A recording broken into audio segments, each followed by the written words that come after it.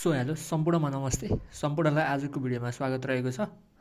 आजको भिडियोमा चाहिँ हामी सेटको चाहिँ 3वटा इलिमेन्ट भएको क्वेसनमा चाहिँ सिफ्ट गर्दैछौँ कि हिजो अस्तिको भिडियोमा पार्ट 3 सम्म चाहिँ तपाईँहरूले सेटको 2वटा इलिमेन्ट भएको भिडियोको कन्सेप्ट बुझ्नुभयो होला हैन।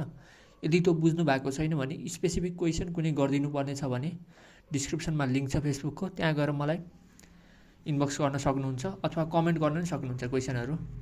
अनि आजको भिडियोमा चाहिँ हामी यो 3वटा इलिमेन्ट भएको क्वेसनको चाहिँ बेसिक क्वेसन लिएर आएका छौँ। यो क्वेसन चाहिँ कस्तो भन्दा सिडिसी बुकबाट नै ल्याइएको क्वेसन हो। तपाईँहरूलाई यदि सिडिसी बुक छैन भने त्यसको म्याथ इङ्ग्लिसमा चाहिँ म्याथको अथवा अप्सनल म्याथको पिडिएफहरू चाहिन्छ भने इनबक्स गर्न सक्नुहुन्छ। अनि आजको भिडियो चाहिँ के छ भन्दा तपाईँहरूले फर्स्टमा मेरो मुखबाट क्वेसन सुन्नुभन्दा अगाडि नै टक्क भिडियो पज गर्नुहोस् अनि आफैले ट्राई गर्नुहोस् है त। सो सुरु गरौँ आजको भिडियो। यसमा चाहिँ के भनिएको छ भन्दा अब ग्रुपको सर्वे गरियो होइन। ल भनौँ तपाईँहरू हामी जस्तै त्यही ग्रुप थियो, त्यसको सर्वे गरियो। त्यसमा के भेटायो भन्दा 60वटालाई चिया मनपर्दो रहेछ, 45जनालाई कफी मनपर्दो रहेछ, अनि 30जनालाई मिल्क मनपर्दो रहेछ होइन। अनि 15जनाले चाहिँ कफी र मिल्क दुइटै रुचाउँदो रहेछन् कि। अनि 25जनाले चाहिँ कफी र टी, अनि 20जनाले चाहिँ अब मिल्क एन्ड टी, अनि 10जनाले चाहिँ सबै तिनटै खाँदो रहेछन् कि। जस्तै तपाईँ जस्तो होइन, तपाईँले तिनटै खानुहुन्छ नि होइन। के खानुहुन्छ कमेन्ट गर्नु है त। अनि अब यसको आधारमा चाहिँ हामीले के क्वेसन गर्नुपर्ने रहेछ भन्दा सोध इन्फर्मेसन इन भेन डायग्राम। यो त हामीले सधैँ गर्ने हो, क्वेसनले नसोधे नि गर्ने कुरा हो के हो। अनि भनेको कतिजना चाहिँ सर्वे भएका छन् भन्दा नम्बर अफ भ्यू हामीलाई सोधेको छ। अब हेर्नु है त, इन सर्वे अफ ग्रुप मात्र भन्यो, कतिजनाको ग्रुप हो त्यो त भनेन नि त, त्यो त हामीले पत्ता लगाउनु पऱ्यो। र त्यसमै अब सुरुमा सोल्युसन गर्न लाग्यौँ। सोल्युसनमा चाहिँ हामीले सुरुमा सधैँ के गर्छौँ, सधैँ सुरुमा गिभन कुराहरू लेख्छौँ, त्यो लेखौँ है त फर्स्ट अफ अल। ल हेर्नु त, हामीलाई गिभन के दिएको छ भन्दा नम्बर अफ टी दिएको छ। टी रुचाउने 60जना दिएको छ, अनि सी रुचाउने चाहिँ 45जना, कफी रुचाउने 45, अनि मिल्क रुचाउने 30, अनि कफी र मिल्क रुचाउने 15, कफी र टी रुचाउने 25, अनि मिल्क र टी रुचाउने 20, अनि तिनटै रुचाउने 10 दिएको छ। अनि हामीलाई सोधेको छ नम्बर अफ भ्यू, त्यो हामीले पत्ता लगाउनु पऱ्यो।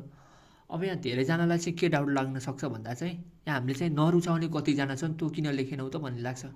अब क्वेसनमा त्यो नरुचाउनेको कुरा गरेको छैन भने त्यहाँ बसेका मध्ये सबैले केही न केही रुचाउँछन् भन्ने कुरा आउँछ क्या। 3टा मध्ये एउटा चाहिँ रुचाउँछन् तिनीहरूले भन्ने कुरा आउँछ क्या। त्यसरी हामीले गर्छौँ है त। अब सुरुमा चाहिँ हामीले यसलाई एक्स मानिदिउँ होइन। अनि त्यसपछि अब चाहिँ सुरुमा भेन डायग्राम बनाऊ, अनि त्यसपछि क्वेसन सल्भ गर्नतर्फ लागौँ है त। सो यहाँ हेर्नु है त, हामीले भेन डायग्राम गराइसकेका छौँ होइन।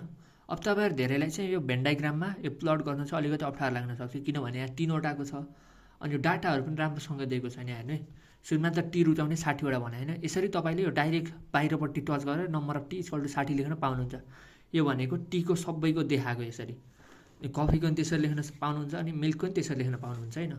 अनि यहाँ अर्को कुरा आउँछ हामीलाई, यो तिनटै रुचाउने कति 10जना छन् भनेर दिएको छ। सुरुमा त्यो लेखौँ होइन, बाहिरको लेखौँ त्यो लेखौँ। अब हेर्नु है त, कफी र टी दुइटै रुचाउने, number of T intersection C कति दिएको छ हामीलाई 25 दिएको छ होइन। अब त्यसमा यो पनि पर्छन् नि त, हामीले त्यसरी बुझ्नु पऱ्यो है त। यो बिचको 10जना नि त्यसमा पर्छन् भनेपछि यो माथिको मात्र कति भ्यालु कति हुन्छ भन्दा 25 - 10 हुन्छ कि नि। यो त तपाईँहरूले बुझ्नुहुन्छ। अब यता पनि हेर्नु है त, मिल्क र कफी रुचाउने कतिजना छन् भनेर दिएको छ भन्दाखेरि 15जना छन् भनेको छ होइन। अब हेर्नु, यो 15 त यहाँ पनि त पर्छ नि।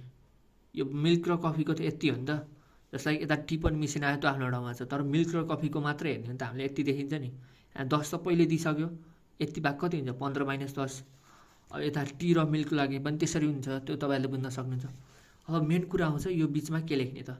यो बिचको भ्यालु भनेको कस्तो हुन्छ भन्दा टोटल भ्यालु 60 हो भनेपछि 60बाट यो पनि घटाइदिउँ, यो पनि घटाइदिउँ, यो पनि घटाइदिउँ, अनि जति आउँछ त्यो बिचकोमा लेखौँ। ल हेर्नु त, हामीले सब्ट्र्याक्सन गरेर निकाल्दाखेरि भ्यालु यति आउँछ। अब तपाईँहरूले सब्ट्र्याक्सन गर्न जान्नुभयो, 60बाट यो घटाउने, यो घटाउने, अनि यो घटाउने। अब तपाईँलाई लास्टमा डाउट लाग्न सक्छ क्या आफूमाथि, यो मिल्यो कि नै, यो 25 हो कि नै, यहाँ 15 हो कि नै, यहाँ 5 हो कि नै भनेर डाउट लाग्न सक्छ होइन। त्यसको लागि तपाईँले के गर्न सक्नुहुन्छ भन्दा नम्बर अफ टी भनेको 60 हो नि। 60 भनेको चाहिँ सर्कलभित्र जति छ त्यति आउनु पर्यो। त्यसको लागि 25 जोड्ने, यो 20 - 10 जोड्ने, 10 जोड्ने, 25 - 10 जोड्ने। यो गर्दाखेरि 60 आयो भने तपाईँको भ्यालु मिलेको छ, त्यसरी बुझ्न सक्नुहुन्छ क्या। अब हेर्नु त, हामी चाहिँ अब भेन डायग्रामबाट के आउँछ आउटपुट आउँछ हामीलाई। क्वेसनले त अर्को क्वेसन पनि भेन डायग्राममा देखाउने कुरा त एउटा फर्स्ट क्वेसन त्यो हामीले गरिसक्यौँ। अब सेकेन्ड क्वेसनमा के दिएको छ त्यसको लागि चाहिँ हामीले भेन डायग्रामबाट सल्भ गर्नतर्फ लाग्यौँ है त। हेर्नु त, हामीले भेन डायग्रामबाट के गर्न सक्छौँ भन्दा नम्बर अफ भ्यू बराबर एक्स थियो कि हामीसँग, अनि एक्स भनेको के हुन्छ भन्दा यो 25 जोडौँ होइन, यो 25 जोडियो, अनि 25 - 10 जोडियो। अनि यो 15 जोडियो भनेको कति आयो भन्दा यति पार्ट आयो, अनि यति बिचको यति पार्ट पनि आयो, अनि यताको यति पार्ट पनि आयो होइन। अब हामीसँग यति पार्ट एउटा सर्कल बाँकी छैन भनेको यो भनेको 30 हो कि नि, त्यसरी गर्न सक्नुहुन्छ क्या। बिचको पार्ट भनेको त 30 हो नि त, यति पार्ट भनेको त 30 हो नि त, त्यसरी गर्नु न। अथवा तपाईँले सेपरेटली 25 जोड्ने, यो जोड्ने, यो जोड्ने, यो जोड्ने, यो जोड्ने, यो जोड्ने, यो जोड्ने गरेर नम्बर अफ भ्यूसँग बराबर गराउन पनि सक्नुहुन्छ। तर त्यो गर्नुभन्दा डाइरेक्ट सुरुमा यो जोड्यो, त्यसपछि यो जोड्यो, त्यसपछि यो जोड्यो, अब बाँकी रह्यो सर्कल रह्यो, त्यसलाई जोडिदिएपछि नम्बर अफ भ्यू बराबर हुन्छ कि नि। त्यसरी गर्दाखेरि हाम्रो आन्सर आउँछ 80 आउँछ क्या, नम्बर अफ भ्यू बराबर 80 आयो। अब एक्सको भ्यालु मिल्यो कि नै चेक गर्नाले ठ्याक्क सबै जोड्दैछ 80 आयो कि मिली, अनि थाहा पाइहाल्न सक्नुहुन्छ तपाईँले। सो आजको लागि चाहिँ यति नै। तपाईँहरूले यो कुराहरू कति बुझ्नुभयो, यो 3वटा चाहिँ मेन एसीमा आउने 4 नम्बरमा आउने क्वेसन हो। सो तपाईँहरूले यसको लागि चाहिँ प्रिपेयर भएर लाग्नु होला। अनि अब हामी अझै 1-2वटा सिरिज ल्याउँछौँ सेटको नै, अहिले यो 4th सिरिज भइहाल्यो। अझै 2-4वटा भिडियोमा मेन इम्पोर्टेन्ट कुराहरू चाहिँ कन्सेप्ट वाइज अनि त्यहाँ बुझाउने कुरा गर्छौँ। त्यो सँगसँगै तपाईँहरूले अरू कुराहरू पनि क्वेसनहरू पनि सल्भ गर्न सक्नुहुन्छ।